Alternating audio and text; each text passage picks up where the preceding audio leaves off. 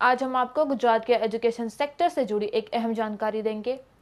Federation of academic association Gujarat की नई team का गठन हो चुका है। गुजरात के फेडरेशन ऑफ एकेडमिक एसोसिएशन के नए पदाधिकारियों का शपथ ग्रहण समारोह आयोजित हुआ। कार्यक्रम में राज्य के 33 जिलों और तालुका से आए 250 से ज्यादा प्रतिनिधियों ने हिस्सा लिया। कार्यक्रम के दौरान डॉक्टर दिलीप सिंह गोहिल को एसोसिएशन का नया अध्यक्ष चुना गया।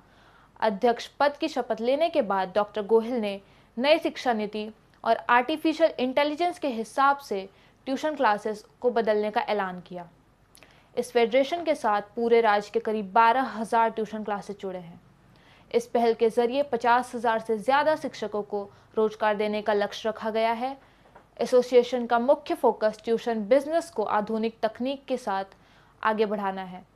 यह बदलाव राज्य के कोचिंग और टीचिंग सेक्टर को नई दिशा देने वाला साबित होगा। આજરોજ સમગ્ર ગુજરાતમાંથી જુદા જુદા શહેરો અને જિલ્લામાંથી આશરે 33 જેટલા ઘટક સંઘો જે કોચિંગ ક્લાસ એસોસિએશનના પ્રમુખ, મંત્રી, ખજાનચી અને કોર કમિટીના સભ્યો છે, આ બધાને વડોદરા કે જેની ઓળખ શિક્ષણની નગરી છે અને સંસ્કારી નગરી છે એમાં હું સૌને આવકારું છું અને આ સૌ ઘટક સંઘોના સભ્યોનો હું આભાર વ્યક્ત કરું છું કે આવનાર સમયમાં ગુજરાતના 12,000થી વધુ રજિસ્ટર્ડ કોચિંગ ક્લાસીસના એસોસિએશન ફેડરેશન ઓફ એકેડેમિક એસોસિએશનના પ્રમુખની જવાબદારી વડોદરા શહેરને સોંપી છે. વડોદરા શહેર આવનાર સમયમાં વડોદરા શહેરમાંથી જ જેમની નિયુક્તિ થઈ છે એવા મહામંત્રી આદરણીય અશ્વિન સર અને સાથે જ કોર કમિટીના ચેરમેન આદરણીય હેમાંગભાઈ અને સાથે સમગ્ર ફેડરેશનની ટીમ સાથે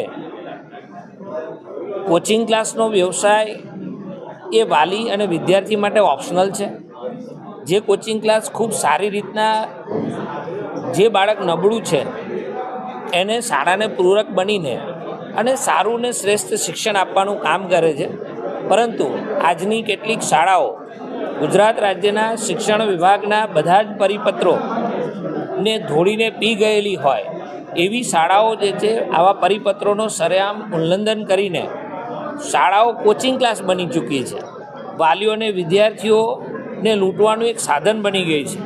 આવી શાળાઓ કે જે ગુજરાત સરકારના નિયમો જે છે એની વિરુદ્ધ ચાલી છે એવી શાળાઓની વિરુદ્ધમાં આ ફેડરેશન ઓફ એકેડેમિક એસોસિએશન આવનાર સમયમાં જરૂર પડે તો શિક્ષણ મંત્રી સહિતના હોદ્દેદારો ત્યાં આવેદનપત્રો આપવા, જરૂર પડે તો જે છે ક્યાંક આક્રમક કાર્યક્રમો આપવા, પરંતુ શાળાની જે ઓળખ છે કે બાળકોને સંસ્કાર આપવા, બાળકોને જુદા જુદા ફેસ્ટિવલ ઉજવવા, જુદી જુદી સ્પર્ધાત્મક જે છે જુદી જુદી પ્રવૃત્તિઓ, રમતગમતની પ્રવૃત્તિ, બાળકનો સર્વાંગી વિકાસ કરવો એ તરફ ધ્યાન આપે અને કોઈક બાળકની ક્યાંક નબળાઈ હોય ભણવામાં તો એ કોચિંગ ક્લાસ એનો પૂરક બનીને અને દૂર કરે એ દિશામાં સમગ્ર ફેડરેશન કામ કરશે. એ પ્રમાણે આજે અમે ઠરાવો પણ કર્યા.